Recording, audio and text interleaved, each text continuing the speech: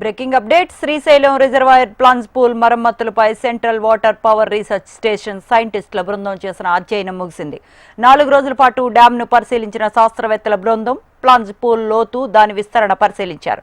ఈ విషయాలపై పూణే ల్యాబ్లో మరోసారి అధ్యయనం చేసి డ్యాం భద్రతకు చేపట్టాల్సిన చర్యలపై శ్రీశైలం డ్యాం అధికారులకు నివేదిక అందించనున్నారు.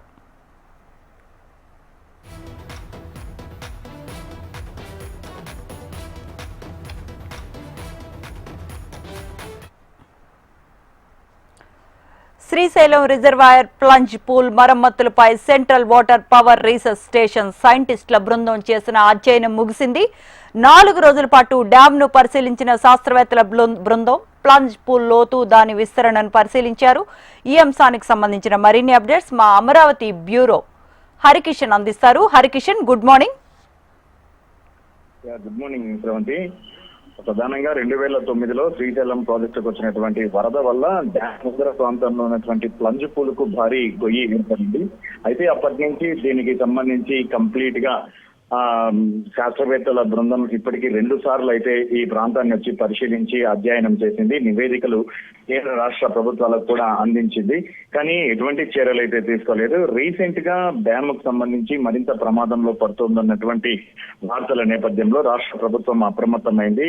కంప్లీట్ గా అసలు పూర్తి నివేదికను తెప్పించుకునేందుకు ప్రత్యేకంగా ఆదేశాలు కూడా జారీ చేసింది. ఈ నేపథ్యంలోనే పూణేకు చెందినటువంటి శాస్త్రవేత్తల బృందము 4 రోజుల పాటు శ్రీశైలంలో పర్యటన చేసింది. డ్యామ్ కు సంబంధించినటువంటి ప్రతి అంశాన్ని సున్నితంగా ఉన్నటువంటి ప్రతి అంశాన్ని కూడా పరిశీలించింది. అంటే ప్లంజిపూలు ప్రాంతంలో ఎంతవరకు భారీ గొయ్యింది, ఆ ప్రాజెక్టు కు ప్రొటెక్షన్ గా ఉన్నటువంటి సిలిండర్లు ఎన్ని వరకు కూడా ఫెయిల్ అయిపోయాయి. సో వీటన్నిటికి సంబంధించి కంప్లీట్ గా ఈ బృందం కూడా అధ్యయనం చేసింది. ప్రధానంగా 60 సిలిండర్లు ఈ ప్రాజెక్టుకు ఉంటాయి. ఇందులో 21 వరకు పూర్తిగా దెబ్బతిన్నట్లు కూడా ప్రాథమికంగా ఒక అంచనాకు వచ్చింది. మరోవైపు 12 గేట్లు అయితే క్రష్ గేట్లు అయితే ఉంటాయి. ఈ గేట్లకు సంబంధించి కూడా మరమ్మతులు ఆశించిన స్థాయిలో జరగడం లేదన్నది. ఎందుకంటే తుంగభద్రకు సంబంధించినటువంటి క్రష్ గేట్ మనం చూసాం, గత ఏడాది కూడా కొట్టుకుని పోయి ఎంతవరకు ఇబ్బందులు ఎదురయ్యాయి. సో ఈ నేపథ్యంలో వీటికి సంబంధించి కూడా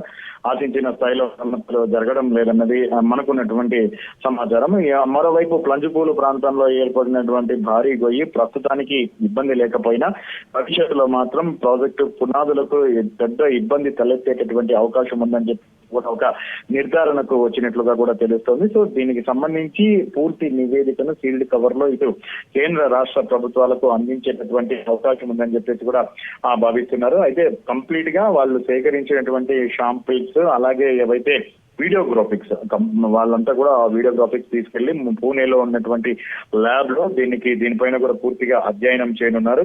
అధ్యయనం చేసిన తర్వాత కేంద్ర రాష్ట్ర ప్రభుత్వాలకు వాళ్ళు నివేదిక సమర్పిస్తారు. మరోవైపు రాష్ట్ర ప్రభుత్వం కూడా చాలా సీరియస్ గా దీనిపైన ఉంది. ఎట్టి పరిస్థితుల్లో ఎటువంటి ఇబ్బందులు తలెత్తకు ముందే చాలా జాగ్రత్త పడాలి. ఎటువంటి అంటే ఏదైనా పెద్ద ఎత్తున వరద మళ్ళీ తాకిడి వస్తే దానివల్ల ఎటువంటి ఇబ్బందులు ఉండకుండా ఉండే విధంగా తీసుకోవాలని చెప్పేసి కూడా చేస్తున్నారు.